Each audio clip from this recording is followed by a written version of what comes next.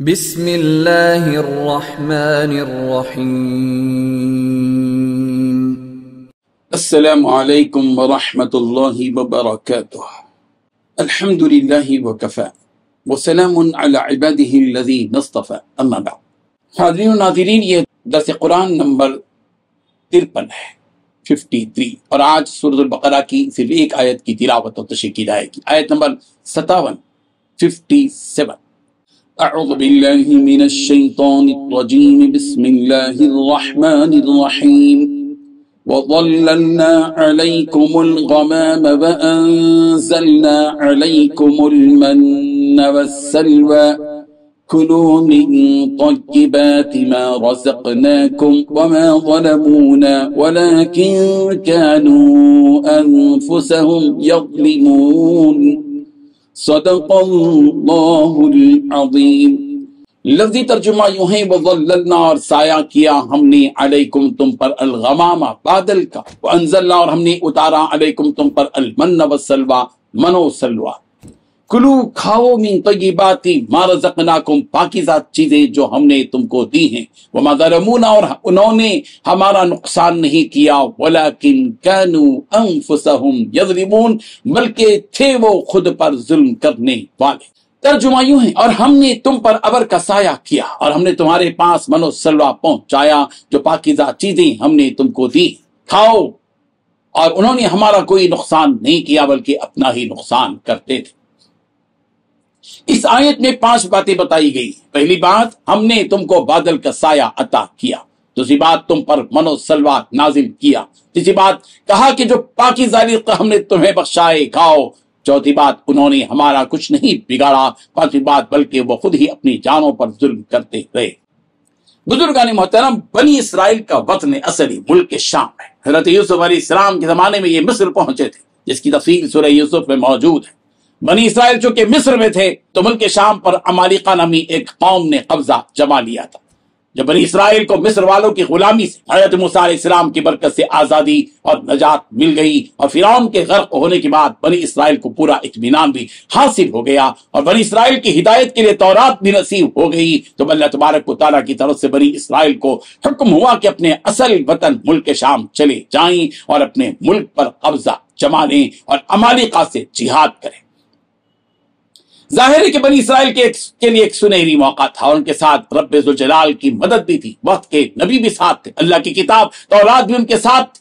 جب بنی اسرائیل ملک شام کے قریب پہنچے تو عمالقہ کی طاقت و قوت سے ڈر گئے اور جہاد کرنے سے انکار کر دیا، اور ہمت و جرأت کے بجائے بزدلی اور بے یقینی کی کیفیت میں ڈوب گئے۔ چنانچہ بنی اسرائیل ایک میدان میں 40 برس تک حیران و سرگرداں پھرتے رہے۔ اس میدان کا نام ہی میدان تیہ پڑ گیا، اور تیہ کے معنی حیرانی و سرگردانی کے۔ یہ میدان تیہ بالکل کھلا میدان تھا، نہ کوئی عمارت تھی نہ مکان تھا۔ بنی اسرائیل دھوپ میں تپ رہے تھے۔ اللہ تعالیٰ نے جہاں ان کو دوسری کئی نعمتوں سے نوازا، وہیں اور 2 نعمتوں سے بھی نوازا، جن کا ذکر سورہ بقرہ کی اس آیت میں ہے۔ ایک نعمت تو یہ تھی کہ ہلکے ہلکے بادل کا سایہ ان پر کر دیا، ان کی بھوک کو مٹانے کے لیے ان پر من و سلوہ 2 چیزیں عطا کی۔ من ایک لذیذ قدرتی غذا تھی جو شہد کی طرح جمی ہوئی اور دانے دار آسمان سے گرنے والی شبنم کی قسم کی چیز تھی، اور دوسری چیز سلوہ عطا کیا گیا جو ایک قسم کا بٹیر ہے۔ یہ جزیرہ نما سینا کا خاص جانور ہے۔ من کو ترنجبین سے بھی تعبیر کیا گیا ہے۔ یہ نہایت عمدہ اور میٹھی چیز ہے جو اللہ تعالیٰ نے بنی اسرائیل کے بکثرت پیدا کر دی۔ سلوہ نامی پرندے ان کے پاس خود بخود اکٹھے ہو جاتے تھے اور وہ ان کو پکڑ لیتے تھے۔ سورہ اعراف کی آیت نمبر 160 میں بنی اسرائیل پر کیے گئے ان دونوں احسانات کا تذکرہ یوں موجود ہے، وَظَلَّلْنَا عَلَيْهِمُ الْغَمَامَ وَأَنزَلْنَا عَلَيْهِمُ الْمَنَّ وَالسَّلْوَىٰ، اور ہم نے ان کو بادل کا سایہ دیا اور ہم نے ان پر من و سلوہ اتارا۔ سورہ طٰہٰ کی آیت نمبر 80 میں بھی من و سلوہ کے اتارے جانے کا ذکر موجود ہے۔ من و سلوہ کے بارے میں بنی اسرائیل کو یہ حکم تھا کہ ہر شخص ہر روز ضرورت کے بقدر لے اور دوسرے دن کے لیے جمع نہ کرے، مگر بنی اسرائیل نے اس میں بھی نافرمانی کی اور حفظ کے مارے اٹھا کر رکھنے لگے۔ اس کا انجام یہ ہوا کہ گوشت سڑنے لگا۔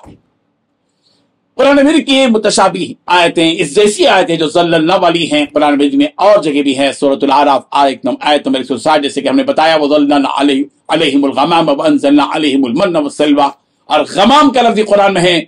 سورہ بقرہ آیت نمبر 210، پھر फी ज़ुललिन मिनल गमाम वल मलाइकतु व क़ुदियल अम्र। और सूरत अल-आराफ आयत नंबर 160 में जैसे कि हमने भी बताया, और सूरत अल-फुरक़ान आयत नंबर 25 में व यौम तशक्क़क़ु अस्समाउ बिल गमाम। और मनो सर्व का तज़किरा सूरत अल-आराफ की इसी आयत में 160 में वअंज़लना अलैकुमुल मन्ना वस्सलवा। और इसी तरह सूरह ताहा की आयत नंबर 80 में वनज़्ज़लना अलैकुमुल मन्ना वस्सलवा। और कुलू का लफ्ज जो इस्तेमाल किया गया खाने और पीने के खाओ, सूरत अल-आराफ की आयत नंबर 162 में कुलू मिन तय्यिबाति मा रज़क़नाकुम। और कुलू का लफ्ज सूरत अल-माइदा आयत नंबर 4 में भी है फकुलू मिम्मा अमसकना अलैकुम। सूरत अल-माइदा आयत नंबर 88 में भी वकुलू मिम्मा रज़क़कुमुल्लाहु हलालन तय्यिबा, कि जो कुछ परवरदिगार ने तुमको अता किया है हलाल और पाकीज़ा खाओ। सूरत अल-अनाम की आयत नंबर 141 में भी है कुलू मिन समरिही इज़ा अथमरा व आतू हक़्क़हु यौम हसादी, कि जो कुछ के फल है जब वो फल पक जाएं तो तुम खाओ और उसका हक दो। वो आतू हक़्क़हु यौम हसादी, जब फसल काटो तो उसमें दूसरों का भी हक दो। लफ्ज़ तय्यिबात जो इस्तेमाल किया गया है सूरत अल-आराफ की आयत नंबर 32 में है वत्तय्यिबाति मिनर रिज़्क़। और इसी तरह सूरत अल-आराफ की आयत नंबर 162 कुलू मिन तय्यिबाति मा रज़क़नाकुम। और सूरह मोमिन की आयत नंबर 64 वरज़क़कुम मिनत तय्यिबात। और सूरह जासिया की आयत नंबर 16 वरज़क़नाहुम मिनत तय्यिबात। इस तरह मुख्तलिफ आयतें इसी जैसी कुरान मजीद की दीगर जगहों पर मौजूद है। अल्लाह तबारक व तआला हम सबको इन आयात को समझने की तौफीक अता फरमाए, आमीन। व आखिरु दअवाना अनिल हम्दुलिल्लाहि रब्बिल आलमीन। डेली दर्स कुरान को सब्सक्राइब कीजिए, अपने तासुरात और मशवरे इरसाल कीजिए और मुतालिकीन के ग्रुप बनाकर इन्हें रोजाना दर्स कुरान भेजें और अज्र सवाब पाएं।